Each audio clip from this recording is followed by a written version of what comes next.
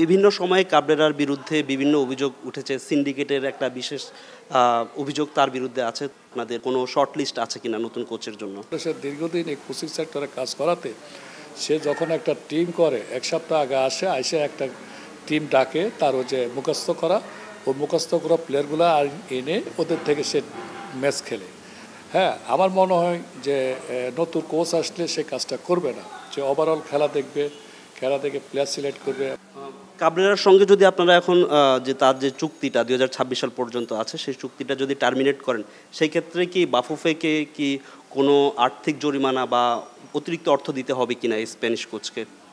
আমাদের তার সাথে 1 বছরের চুক্তি হয়েছিল, যেটা এবং তার সাথে আর একটা চুক্তিনামা হয়েছিল, যেটা তাকে আমরা বিদায় করলে 40 দিনের তাকে স্যালারি আমরা পেমেন্ট করে আমরা তাকে বিদায় করতে পারি, এরকম একটা চুক্তি তার সাথে আমাদের আছে। সো আমার মনে কোনো প্রবলেম হবে না আশা করি। সমর্থকরা বলছেন যে হামজা শমীদের মতো হাই প্রোফাইল কোচের জন্য আসলে কাবরেরা কতটুকু আসলে প্রস্তুত, মানে কতটুকু আসলে ক্যাপেবল সে? আমি মনে করি সে কোনো ক্যাপাবেল না, সে বাংলাদেশের ন্যাশনাল টিমের জন্য ক্যাপাবেল না।